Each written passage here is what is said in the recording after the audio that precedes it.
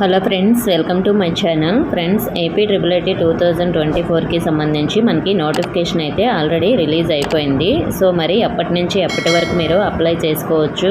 అలాగే మీకు merit list ఎప్పుడు వస్తుంది, అలాగే కౌన్సిలింగ్ ఎప్పుడు, క్లాసులు ఎప్పుడు స్టార్ట్ అవుతాయి, ఈ డీటెయిల్స్ అన్నీ కూడా నేను ఆల్రెడీ ముందు వీడియోలో అయితే చెప్పాను. ఒకవేళ ఇంకా ఎవరైనా చూడని వారు ఉంటే ఆ వీడియోలో అయితే ఉంటాయి, డీటెయిల్స్ చూడండి. ఈ వీడియో ఎండింగ్లో కూడా నేను స్క్రీన్ పైన ఇస్తాను, ఆ వీడియో చూడని వారు ఉంటే చూడండి, లేదంటే మన ఛానల్ ప్లేలిస్ట్ లింక్లో అయితే చూడండి.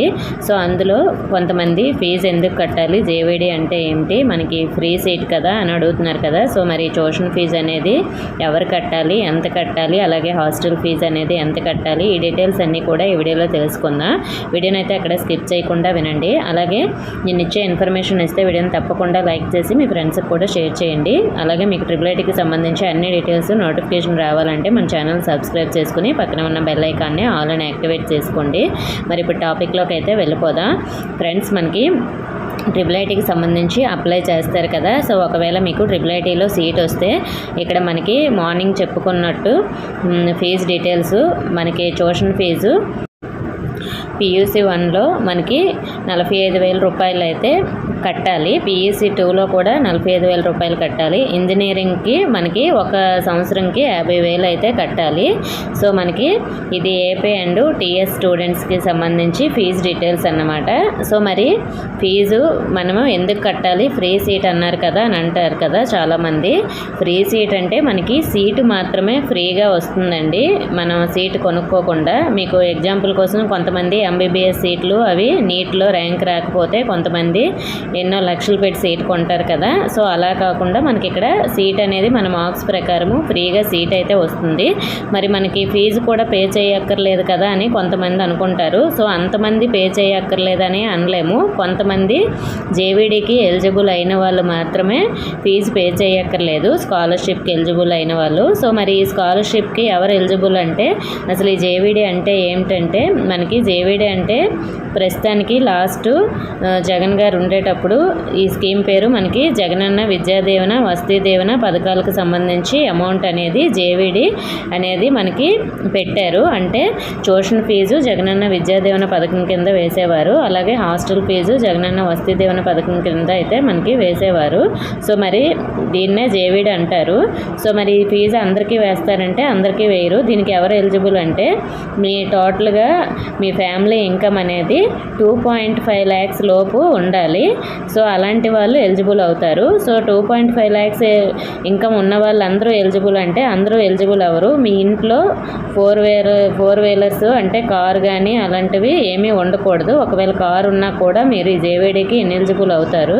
అలాగే మీ ఇంట్లో గవర్నమెంట్ ఎంప్లాయీ ఉన్నా కూడా ఈ జేవీడీకి ఇనెలిజిబుల్ అవుతారు. అలాగే మీ ఇంట్లో గవర్నమెంట్ పెన్షనర్స్ ఉన్నా కూడా ఈ జేవీడీకి ఇనెలిజిబుల్ అయితే అవుతారు. అలాగే మీ కరెంట్ బిల్ అనేది 300 యూనిట్స్ దాటితే మీరు జేవీడీకి ఎలిజిబుల్ అవ్వరు, ఇనెలిజిబులే అవుతారు.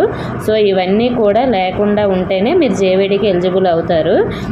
అంటే మీ ఫ్యామిలీ ఇన్కమ్ 2.5 lakhs లోపు ఉండాలి. మీ ఇంట్లో గవర్నమెంట్ జాబ్ ఉన్న వాళ్ళు ఉండకూడదు, అలాగే పెన్షనర్స్ కూడా ఉండకూడదు. పెన్షనర్స్ అంటే గవర్నమెంట్ ఎంప్లాయీ రిటైర్ అయిపోయే పెన్షన్స్ వస్తాయి కదా, అలాంటి వారు. మన ఇంట్లో వృద్ధాప్య పెన్షను, వికలాంగ పెన్షన్ వస్తాయి కదా, అవి కాకుండా, అవి వచ్చినా కూడా ఏం ప్రాబ్లం లేదు. అలాగే నెక్స్ట్ మీ కరెంట్ బిల్ అనేది 300 యూనిట్స్ అనేది దాటకూడదు.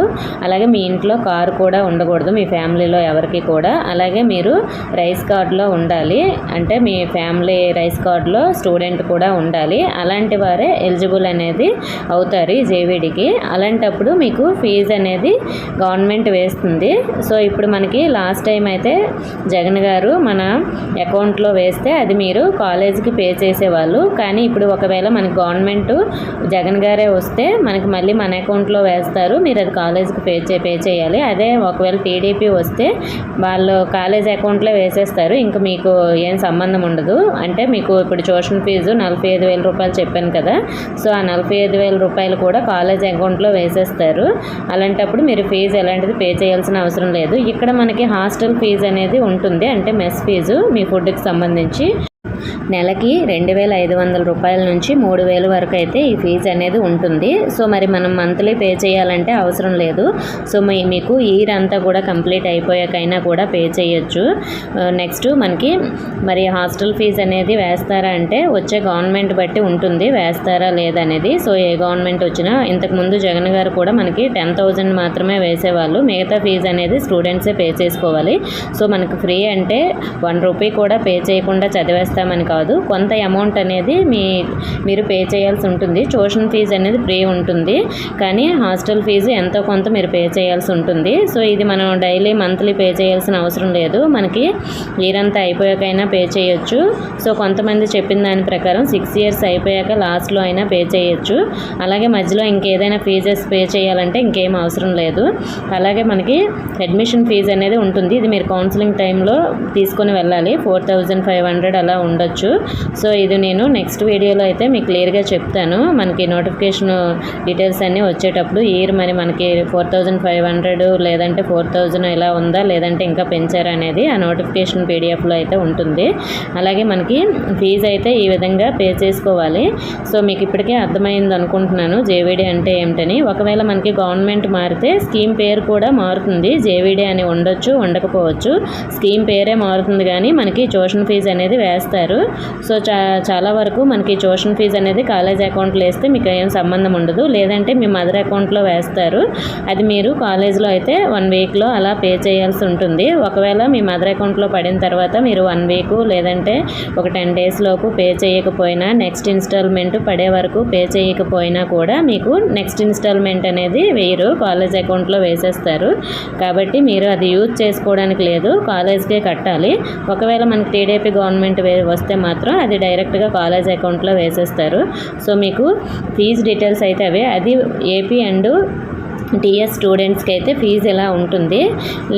Next AP and TS students కాకుండా అదర్ స్టూడెంట్స్ ఉంటారు కదా, సో వాళ్ళకైతే ఫీజెస్ ఎలా ఉంటాయంటే సూపర్ న్యూమరీ సీట్ల కింద జాయిన్ అయిన వాళ్ళకి 1.50 lakhs అనేది ఉంటుంది. సో వీళ్ళైతే 1.50 lakhs అనేది చెల్లించాలి. సో మీకు ఫీజు గురించి డీటెయిల్గా అర్థమైందని అనుకుంటున్నాను. ఒకవేళ ఇంకా ఇప్పటికీ కూడా అర్థం అవ్వకపోతే, ఇంకా మీకు ఏదైనా డౌట్ ఉంటే ఈ వీడియోలో కామెంట్ చేయండి. నెక్స్ట్ కామెంట్స్ వీడియోలో అయితే మీకు రిప్లై ఇస్తాను. అలాగే మీకు IIITకి సంబంధించి అన్ని డీటెయిల్స్ కూడా, అలాగే కౌన్సిలింగ్ కంప్లీట్ అయిపోయే వరకు, మీరు కాలేజ్లో జాయిన్ అయిపోయే వరకు మన ఛానల్లో అన్ని డీటెయిల్స్ కూడా మీకు షేర్ చేస్తూ ఉంటాను. మీరు తప్పకుండా మన ఛానల్ని సబ్స్క్రైబ్ చేసుకొని ఫాలో అవుతూ ఉండండి. సబ్స్క్రైబ్ చేసుకుని పక్కనే ఉన్న బెల్ ఐకాన్ను కూడా ఆల్ అనే ఆప్షన్లో పెట్టుకోండి. అలాగే మీకు IIITకి సంబంధించి ఇంకా ఏమేమి డాక్యుమెంట్స్ ఉండాలో అన్నీ కూడా నేను వీడియో చేశాను, చూడండి. ఇంకా ఏమైనా ఇంపార్టెంట్ డౌట్స్ ఉంటే కామెంట్ చేయండి. ఇన్ఫర్మేషన్ నచ్చితే వీడియోని తప్పకుండా లైక్ చేసి మీ ఫ్రెండ్స్కి కూడా షేర్ చేయండి. మన ఛానల్ని సబ్స్క్రైబ్ చేసుకోండి. Thank you for watching.